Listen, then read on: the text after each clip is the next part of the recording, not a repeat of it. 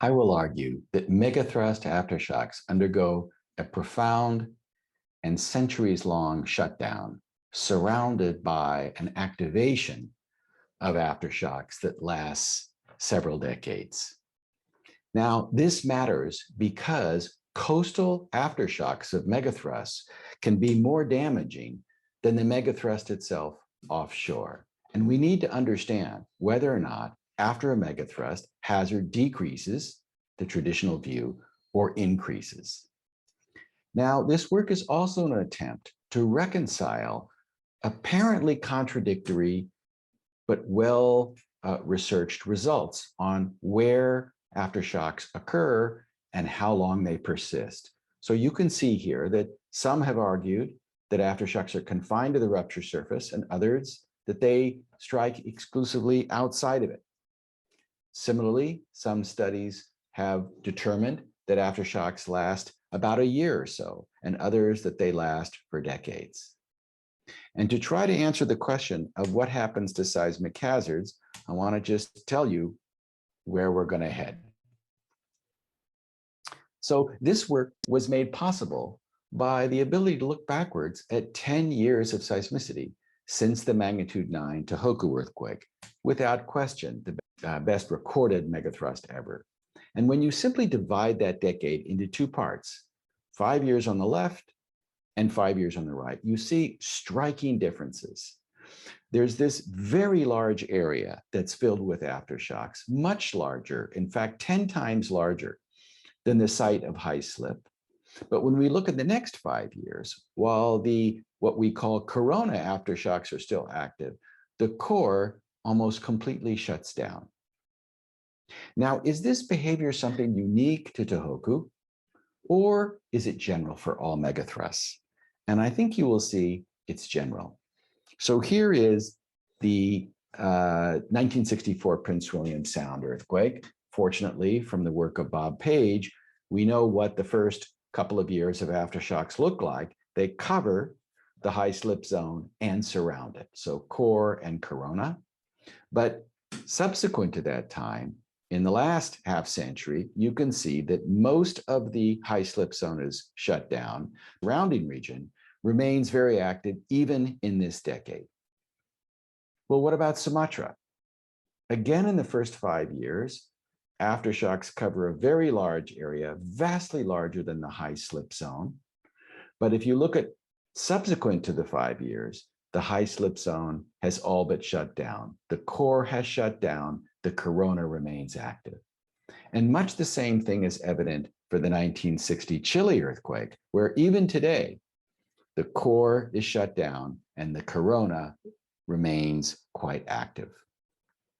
Now, our goal, once we see these observations and see their generality, is to explain them and be able to forecast what hazard should occur after a megathrust. So to do this, we marry Jim Dietrich's rate and state friction with Coulomb stress transfer theory. And what we do is calculate stress transferred to surrounding faults. And the surrounding faults, for those, we use beach balls. We use focal mechanisms of aftershocks and background earthquakes. Now, to show you, give you a better picture of the core and corona, I'm next going to show you a seismicity rate change map in cross-section for the Tohoku earthquake. So you can see the descending slab, and these blue areas are ones in which the seismicity rate has dropped by an order of magnitude to what it was before the main shock. Red, it's increased by an order of magnitude. So you can see here what we've done is divide time into 3 sections: before the main shock, first 5 years, which is not shown here, and the last 5 years. We're simply dividing the last 5 years over the pre-main shock period. And what we'd like to do is explain this in terms of stress transfer to beach balls. So first, I'm going to show you the stress transferred to the aftershocks. And as you might expect, most of those aftershocks turn red. In other words, these aftershocks were brought closer to failure by the stress transferred from the main shock. And this tells us broadly that the corona is a product of stress transfer beyond the rupture zone. But you can also see some oddballs, some blue cases in here. So these are the earthquakes we wouldn't have expected, and they're also out there. Now we can look at the stress transfer to the faults that were active before the main shock, which we represent by beach balls that preceded the main shock. And most of these are blue, and this is why the core has shut down, because this region that was active before is now brought farther from failure. And so we can see, broadly speaking, we can explain the core as a place where the stress drop shuts things down, and the corona as a place where stress increases turn things on. But it's equally important to see that things are not uniform here. There are oddball quakes in both cases, red ones here, blue ones here. So now let's make a map of the seismicity rate change using the same time periods. So here it is, and this looks a little bit more familiar in the sense that there's the core, which coincides with the high slip zone, and the corona.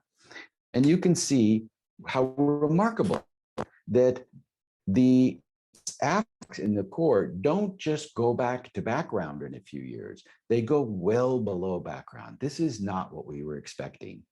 Whereas in the corona, we see places where the seismicity rate increases by a factor of 10 or so in the outer rise and on parts of the coastal region. Now, our goal is to use the stress transferred from beach balls and all large aftershocks in the first 5 years to forecast the next 5 years with the time decay of this process that's built into rate and state friction. And here is that forecast. So this is a retrospective forecast, and I think you can see that the two maps resemble each other. And by that I mean they have fairly high regression coefficients and regression slopes. So this emboldens us with a retrospective forecast to make a blind prospective forecast, and that's what I'll show you next.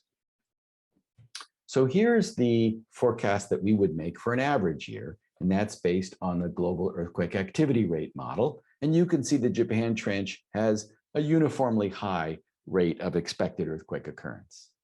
But if we do it for just 1 year, the current year, you can see that it broadly shows the same patterns, but things are now much more glumpy.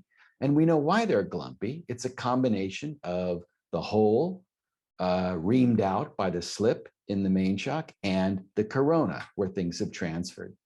So if you just look at the coastal region here and the hazard compared to here, we get an answer to this question that the coastal hazard has increased. Even 10 years after the megathrust, the coastal hazard is still higher in our judgment than what it was before.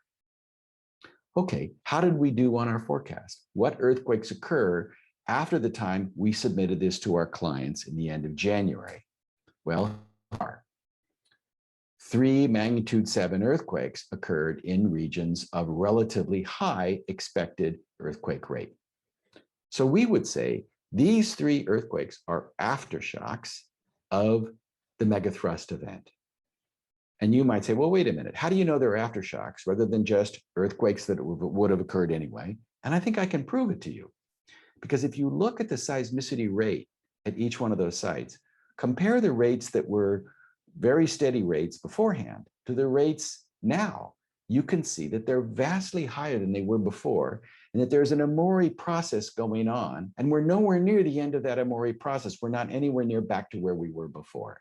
And this suggests not only that we are still experiencing an aftershock in the corona, but that this will last for a long time. So how do we pull back and draw big picture conclusions from what we've seen at Tohoku and by analogy to the 3 other large events? Well, what we're seeing is that in the corona, the stress increase is relatively small, let's say 1/2 bar, but the variability is high. And that variability comes principally from the fact that all the faults aren't perfectly aligned. They have all kinds of different orientations. And the combination of those two means you have a sudden increase in earthquake rate, aftershocks, and then it decays back over 30 to 60 or so years to the background rate. Okay, what about the core?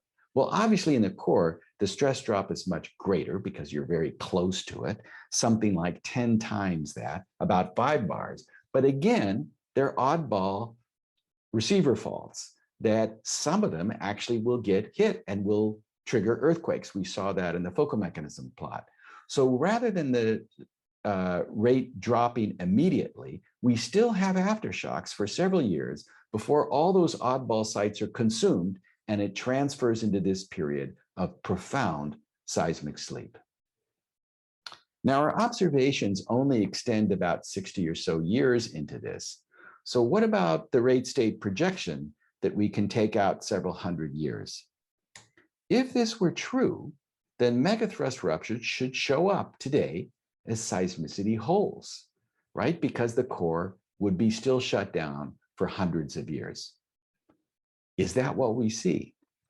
And the answer is yes. So here are those 4 cases I showed you before, and we're looking at current seismicity compared to the sites of high slip. And in each one, the place of that megathrust, the high slip zone of that megathrust, is a seismicity hole today.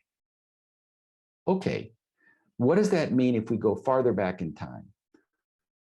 Good prospect for pre-instrumental or prehistoric megathrust events from contemporary seismicity holes. And I would say, even though we don't know the locus of high slip as well for these older earthquakes, to various degrees, we see this process played out for older events. So here is an event in 1952, 1906, 1700, the Tonankai-Nankai earthquakes, 1946, 1944, 1913. And you can see in all of these, to some degree or another, sites of high slip or holes. And that raises the very intriguing possibility that the reason why Cascadia is so quiet seismically today is not because of unique attributes of its descending slab, but rather because the core is shut down for more than 300 years. And this is what we would expect.